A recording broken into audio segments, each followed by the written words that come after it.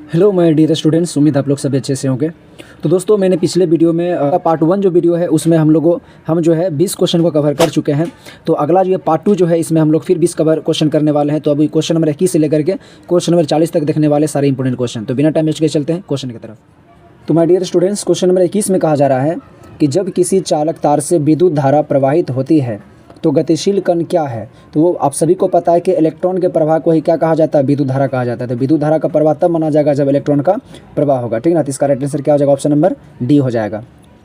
अब देख सकते हो ये 2021, 2024, 2026 के एग्जाम में पूछा हुआ सवाल है, तो काफ़ी इंपॉर्टेंट है, तो इसका फोकस जरूर कीजिए। अब यहाँ पर 22 नंबर क्वेश्चन में कहा जा रहा है आमीटर का प्रतिरोध होता है। तो आमीटर का जो प्रतिरोध होता है वो आपका क्या होता है, छोटा, बड़ा या बहुत छोटा या कोई नहीं। तो आमीटर का प्रतिरोध जो होता है वो बहुत ही छोटा होता है, ठीक ना, यानी कि नहीं के बराबर। क्योंकि आमीटर जो होता है ये विद्युत धारा मापने की युक्ति होता है, और विद्युत धारा ये सही तभी माप पाएगा जब उसमें प्रतिरोध की मात्रा नहीं के बराबर होगा। तो आमीटर का प्रतिरोध जो होता है वो बहुत ही छोटा होता है, ठीक ना, आमीटर में प्रतिरोध।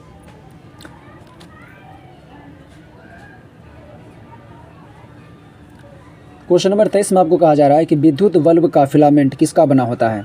तो विद्युत बल्ब का जो फिलामेंट होता है हम सभी को पता है वो किसका बना होता है, वो टंगस्टन का बना होता है, ठीक ना। तो विद्युत बल्ब का फिलामेंट किसका बना होता है, टंगस्टन का। तो इसका राइट आंसर हो जाएगा ऑप्शन नंबर डी। अब यहाँ पर ये 2021, 2023, 2025 के बोर्ड एग्जाम में पूछा हुआ है, क्वेश्चन काफ़ी इंपॉर्टेंट है, तो इस पर आप फोकस जरूर कीजिए। सारे क्वेश्चन इंपॉर्टेंट है दोस्तों, तो सभी को आप नोट करते जाइए। तो अगला 24 नंबर क्वेश्चन में कहा जा रहा है इलेक्ट्रिक हीटर की कुंडली बनाने में किस पदार्थ का उपयोग किया जाता है। तो हम सभी को पता है ये किस पदार्थ का उपयोग किया जाता है, नाइक्रोम। क्योंकि नाइक्रोम का जो है ये एक मिश्र धातु होता है और इसकी प्रतिरोध बहुत अधिक होता है। तो इसीलिए जो है इसका उपयोग जो है इलेक्ट्रिक हीटर के रूप में किया जाता है, ताकि प्रतिरोध अधिक होने के कारण ये तेज़ी से गर्म होती है, ठीक ना, और ये यूज़ लाया जाता है। तो इलेक्ट्रिक हीटर की कुंडली बनाने में किस पदार्थ का उपयोग किया जाता है, तो नाइक्रोम। इसलिए इसका ऑप्शन नंबर डी हो जाएगा राइट आंसर। और ये 2021, 2022 के बोर्ड एग्जाम में पूछा हुआ सवाल है। तो 25 नंबर क्वेश्चन देख लेते हैं। 25 नंबर में कहा जा रहा है कि 1 यूनिट विद्युत ऊर्जा का मान कितना होता है। अब यहाँ पर एक बात और याद रखना, 1 यूनिट विद्युत ऊर्जा का मान बोले या 1 किलोवाट घंटा बोले, ठीक ना, ये कितने जूल के बराबर होता है, तो आप याद रखिएगा 3.6 × 10⁻6 जूल के बराबर होता है, ठीक ना। तो 1 किलोवाट घंटा बोले या फिर आपको बोले 1 यूनिट विद्युत ऊर्जा बोले, ठीक ना, ये आपसे अगर पूछा जाए कि कितने मान के बराबर होता है, तो 3.6 × 10⁻6 जूल के बराबर होता है। तो आप इसको याद रखिए, ये 2021 और 22 एग्जाम में पूछा हुआ सवाल है। अब यहाँ पर क्वेश्चन नंबर 26 हम लोग देख लेते हैं। तो 26 नंबर में कहा जा रहा है कि किलोवाट घंटा एक इकाई है, यानी कि किलोवाट घंटा किसका इकाई होता है। तो हमने यहाँ पर नोट करके क्या लिखा है कि शक्ति की एसआई मात्रक जो होता है वो वाट होता है, शक्ति का एसआई मात्रक जूल बटे कूलम भी होता है, और शक्ति का एसआई मात्रक किलो वाट भी होता है, और हर्ज पावर भी होता है, हॉर्स पावर, ठीक ना। तो ये चारों जो है शक्ति का एसआई मात्रक होता है। वाट भी होता है शक्ति का एसआई मात्रक, जूल बटे कूलम भी होता है, क्योंकि शक्ति P बराबर W बटे क्यों होता है। अब W होता है वर्क एसआई मात्रक होता है, जूल कार्य का एसआई मात्रक तो J हो जाएगा, और आवेश का कूलम हो जाएगा, ठीक ना। तो ये भी होता है, और किलोवाट घंटा भी होता है, और हॉर्स पावर भी होता है। अब इसमें देख लो कि किलोवाट घंटा का इकाई किसका है, तो किलोवाट घंटा जो है शक्ति का इकाई नहीं है, ठीक ना, क्योंकि किलोवाट होना चाहिए तब शक्ति का इकाई होगा, लेकिन किलोवाट घंटा यहाँ पर है। और यहाँ पर विद्युत आवेश का ऐसा मात्रक होता है कूलम, तो वो तो है नहीं। विद्युत धारा का एम्पियर होता है, तो वो भी नहीं है। इसका मतलब है किलोवाट घंटा का किसका ऐसा मात्रक हो जाएगा, तो ऊर्जा का हो जाएगा, ठीक ना। तो इसका राइट आंसर क्या हो जाएगा, ऑप्शन नंबर ए हो जाएगा, ठीक। चलिए, तो अगला क्वेश्चन हम लोग देख लेते हैं। अब अगला जो क्वेश्चन है 27 नंबर जो आपका सवाल है, इसमें कहा जा रहा है कि वोल्ट मीटर को परिपथ में किस क्रम में जोड़ा जाता है। अब यहाँ हम सभी को पता है कि वोल्ट मीटर को परिपथ में जो है वो किस क्रम में रखा जाता है, तो वो समांतर क्रम में रखा जाता है। आप हमेशा याद रखिएगा कि वोल्ट मीटर जो होता है चाहे वो परिपथ श्रेणी क्रम हो या समांतर क्रम हो, ठीक ना। तो यहाँ पर क्या कहा जा रहा है कि वोल्ट मीटर को परिपथ में किस क्रम में जोड़ा जाता है। तो वोल्ट मीटर को परिपथ में जो है हमेशा समांतर क्रम में रखा जाता है, इस बात को याद रखिए। ए मीटर को हमेशा परिपथ में श्रेणी क्रम में रखा जाता है, और वोल्ट मीटर को परिपथ में समांतर क्रम में रखा जाता है। तो ये दोनों का आप याद रखिए, काफ़ी इंपॉर्टेंट है। वोल्ट मीटर का है तो समांतर क्रम हो जाएगा, और ए मीटर का है किस क्रम में परिपथ में लगाया जाता है, तो श्रेणी क्रम में लगाया जाता है, ओके। तो इसका राइट आंसर क्या हो जाएगा, ऑप्शन नंबर बी हो जाएगा। तो अब देख लेते हैं क्वेश्चन नंबर 28। क्वेश्चन नंबर 28 में आपको कहा जा रहा है क्वेश्चन नंबर 28 में आपको कहा जा रहा है कि परिपथ में दो बिंदुओं के बीच विभवांतर मापने की युक्ति को क्या कहते हैं। अब हम सभी को पता है कि परिपथ में दो बिंदुओं के बीच जो है विभवांतर को मापने के लिए किस युक्ति का इस्तेमाल किया जाता है, तो वो है आपका वोल्टमीटर, ठीक ना, वोल्टमीटर का इस्तेमाल करते हैं। तो इसका राइट आंसर क्या हो जाएगा, ऑप्शन नंबर बी हो जाएगा। ओके, तो अगला क्वेश्चन देख लेते हैं। तो अगला क्वेश्चन जो है आपका 29 नंबर क्वेश्चन, जिसमें कहा जा रहा है कि विद्युत बल्ब में कौन सी गैस भरी रहती है। हम सभी को पता है कि विद्युत बल्ब में नाइट्रोजन गैस नहीं होता है, वायु नहीं होता है, एक है निष्क्रिय गैस, एक है हाइड्रोजन गैस, तो हाइड्रोजन गैस भी नहीं होता है। तो विद्युत बल्ब में कौन सी गैस भरी होती है, तो निष्क्रिय गैस होता है। तो इसका option number C right answer हो जाएगा। ओके, अब हम लोग क्वेश्चन नंबर 30 देख लेते हैं। तो क्वेश्चन नंबर 30 में कहा जा रहा है कि विद्युत आवेश के प्रवाह दर को कहते हैं। तो विद्युत आवेश के प्रवाह दर को हम लोग क्या कहते हैं, तो विद्युत धारा कहते हैं, क्योंकि आवेश के प्रवाह को ही विद्युत धारा कहा जाता है। तो इसका राइट आंसर हो जाएगा ऑप्शन नंबर ए हो जाएगा। तो अब हम लोग देख लेते हैं क्वेश्चन नंबर 31। तो क्वेश्चन नंबर 31 में कहा जा रहा है कि किसी परिपथ का वह गुण जो विद्युत ऊर्जा को ऊष्मा में बदल देता है वह है। तो कह रहा है प्रतिरोध, धारा, विभवांतर या शक्ति।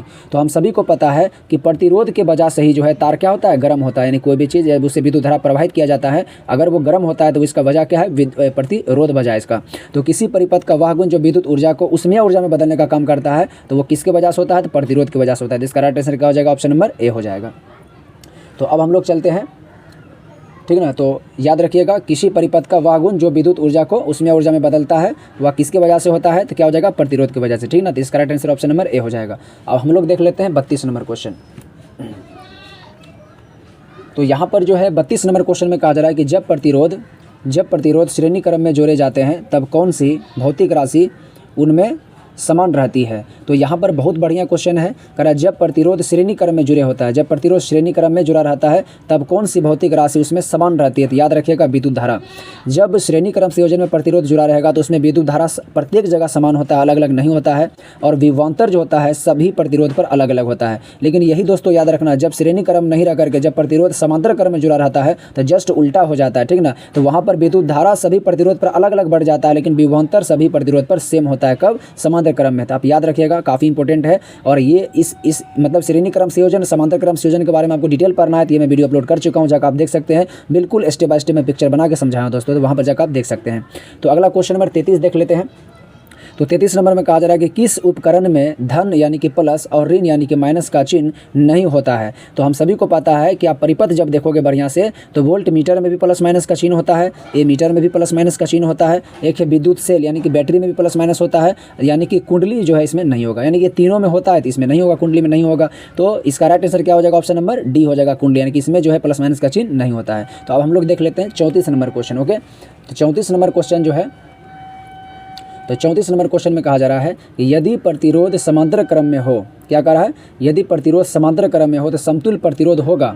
तो कह रहा है कि प्रत्येक प्रतिरोध से अधिक, प्रत्येक प्रतिरोध से कम, यानी प्रत्येक प्रतिरोध के बराबर। तो सिंपल याद रखिएगा कि समांतर क्रम संयोजन में समतुल्य प्रतिरोध निकालने के लिए जो फॉर्मूला होता है वो 1/R1 + 1/R2 + 1/R3 होता है, यानी कि बटा में होता है। अब जब कोई भी चीज़ बटा में होता है तो वो जितना उसमें ऐड करेगा वो क्या होगा, उतना ही छोटा होगा, क्योंकि बटा वाला हमेशा मान को छोटा करता है। तो याद रखिएगा, यदि प्रतिरोध समांतर क्रम में हो तो समतुल्य प्रतिरोध का जो मान होगा वो क्या होगा, प्रत्येक प्रतिरोध से कम होगा, यानी कि छोटा होगा। यानी कि ऑप्शन नंबर क्या हो जाएगा, बी। लेकिन वही श्रेणी क्रम यदि रहेगा दोस्तों, श्रेणी क्रम में क्या होता है, सभी प्रतिरोध आपस में डायरेक्ट जुड़ जाता है, तो वहाँ पर प्रतिरोध का जो मान होगा वो प्रत्येक प्रतिरोध से हमेशा क्या होगा, अधिक होगा, ज़्यादा होगा सबको जोड़ने के बाद। लेकिन यहाँ पर समांतर क्रम संयोजन में क्या होता है कि बटा में जोड़ा जाता है, इसलिए बटा वाला जितना प्रतिरोध इसमें जुड़ेगा उतना ही क्या होगा, ये छोटा मानने का, कुल प्रतिरोध का मान हमेशा छोटा होगा। तो इसका राइट आंसर हो जाएगा प्रत्येक प्रतिरोध से कम होता है इसका मान, यानी कि ऑप्शन नंबर 20 का राइट आंसर हो जाएगा। अब ये 2023-2026 में पूछा हुआ सवाल है, तो ये भी काफ़ी अच्छा सवाल है। तो अगला क्वेश्चन हम लोग देख लेते हैं।